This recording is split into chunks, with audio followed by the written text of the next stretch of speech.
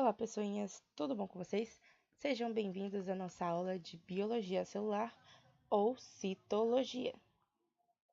Para a gente começar a falar de citologia, primeiro a gente precisa entender a unidade fundamental aí, principal dessa área da ciência, tá? É a nossa célula. A célula é a unidade microscópica estrutural e funcional dos seres vivos, ou seja, lá na hierarquia dos nossos níveis de organização, é a primeira, tá? Ela é feita fundamentalmente, então, assim, de maneira geral, de material genético, ou seja, o nosso DNA, citoplasma, né, que é essa parte interna da célula, e membrana plasmática, que é o que vai delimitar, o que vai separar essa célula, a parte interna da parte externa, o meio intracelular do meio extracelular.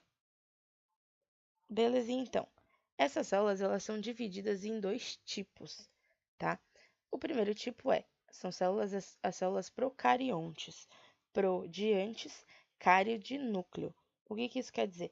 Que são células que não possuem núcleo, tá? Elas não têm aí um revestimento em volta do DNA delas, tá? São células mais simples, que são as arqueias e as bactérias.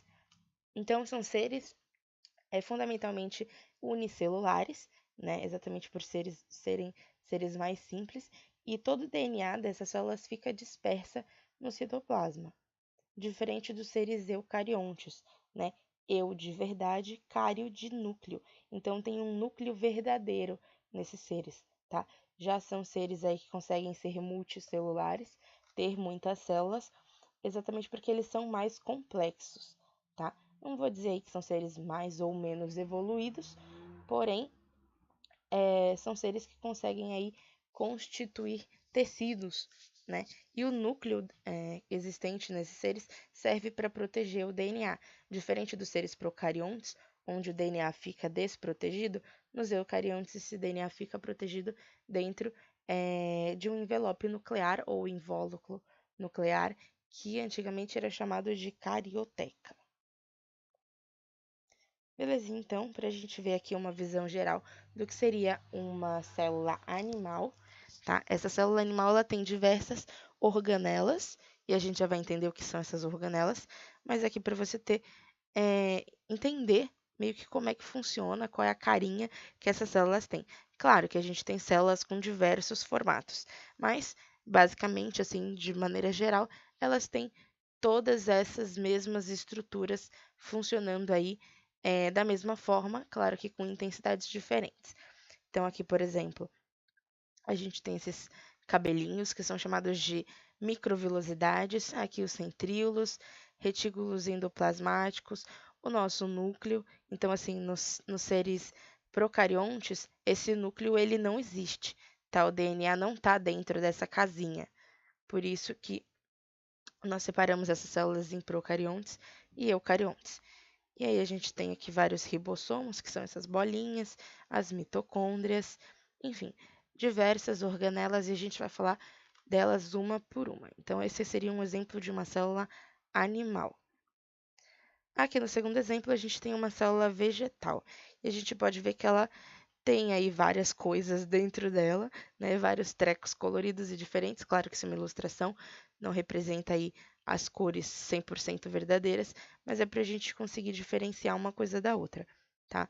Mas as principais diferenças entre uma célula vegetal e uma célula animal é a presença aqui dessa célula dos cloroplastos, por exemplo, que é quem faz a fotossíntese nas células vegetais. E a presença dessa camada super grossa, aqui que a gente chama de parede celular, e ela está ausente aí nos animais, tá? Ela serve para ajudar a planta a não perder tanta água, tá? E tem esse super vacúolo aqui dentro, exatamente para o armazenamento dessas substâncias. Mas enfim, vamos focar aqui na célula animal, que é o objetivo da aula de hoje. Primeiro, antes da gente falar sobre as organelas, vamos entender o que elas são. Organelas, a grosso modo, a gente pode dizer que são os órgãos da célula, ou seja, os órgãos internos dessa célula, tá? São estruturas que ficam lá mergulhadas no citoplasma, no interior da célula.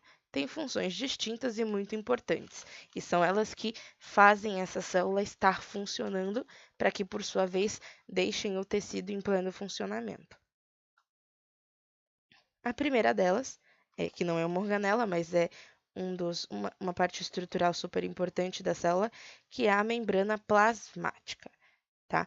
É uma película semipermeável, e quando a gente fala semipermeável, quer dizer que a gente consegue fazer entrar e sair substâncias de dentro da célula, que protege e controla a entrada e saída dessas substâncias. Então, assim, é como se fosse um porteiro da célula, então ele fala assim: ah, posso entrar com essa água dentro da célula? Pode. Ah, ó, envia essa outra molécula aqui de potássio para fora da célula. Enfim, ele controla a entrada e saída, né? Por isso que a gente chama de semipermeável.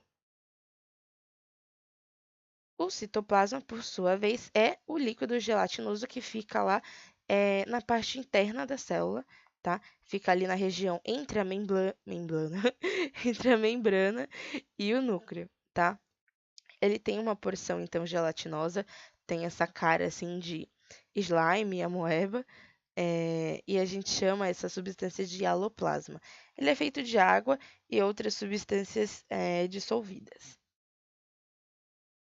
Lembrando que todas as organelas, elas ficam imersas nesse citoplasma.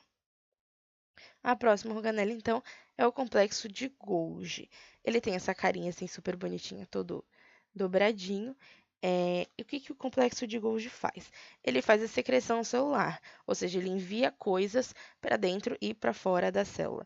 É como se fosse um correios. Então, as coisas chegam, ele empacota, né? Ele faz aí bolsinhas e manda essas proteínas, essas substâncias, essas moléculas para fora da célula. A segunda organela são os nossos lisossomos.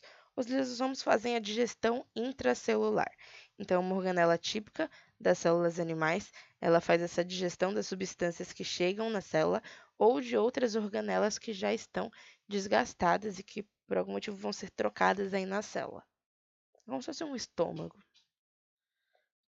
Outra organela são os vacúolos, né? Eles armazenam água, reservas alimentares e outras substâncias. Eles são muito maiores e mais desenvolvidos nas células vegetais. É como se fosse um armário da nossa célula. A mais importante de todas, que é o nosso núcleo, que é quem guarda o nosso DNA. Então, ele protege o nosso DNA, que é responsável aí pela coordenação de todas as atividades celulares. Aqui a gente está escrito assim: com grandes poderes vem grandes responsabilidades. Então, o núcleo ele tem realmente um grande poder, que é de coordenar essa célula, mas ele tem a responsabilidade de manter esse DNA intacto, né? Beleza. Outra super organela é a mitocôndria, né? A função da mitocôndria, basicamente, é fazer a respiração celular e fabricar energia, né? Então, ela consegue extrair a energia dos nutrientes que chegam na célula, utilizando o oxigênio que é pego lá na nossa respiração. Ela pode estar em maior ou menor quantidade, dependendo da necessidade energética dessa célula. Essa mitocôndria ela é uma organela tão importante que sem ela a célula não vive, né? Nós não sobrevivemos. E ela é muito maneira porque ela tem DNA próprio, né? Ela tem ribossomos próprios, tem uma dupla membrana e a gente acredita que essa mitocôndria no passado era um ser unicelular aí que vivia sozinho. Em algum dado momento, uma célula acabou englobando essa mitocôndria e aí os dois, a célula e a mitocôndria, viram aí que conseguem cooperar e viver em harmonia e um ajuda o outro, e aí acabou que ela ficou aí permanentemente dentro das células.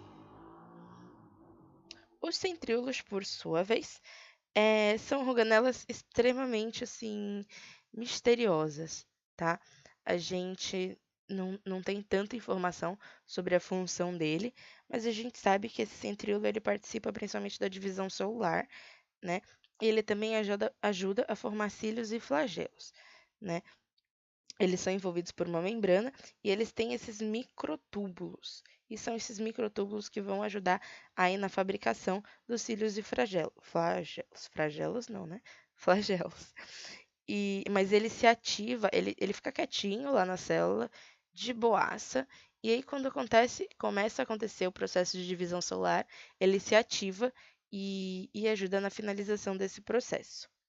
Bom, outra organela super importante são os ribossomos, tá? Ele é uma organela não membranosa e é responsável, então, pela produção e síntese de proteínas nas células. É como se fosse uma super fábrica, né? Vamos lá. A próxima é o retículo endoplasmático. A gente tem o retículo endoplasmático rugoso e o não rugoso, ou granular ou não, ou agranular, tá? São canais que transportam e distribuem substâncias pela célula, fazem aí a síntese de proteínas e síntese de lipídios. Então, aquelas fabriquinhas ficam presas a esse retículo endoplasmático, né, quando ele é rugoso. E, por fim, e não menos importante, terminamos aí a nossa aula.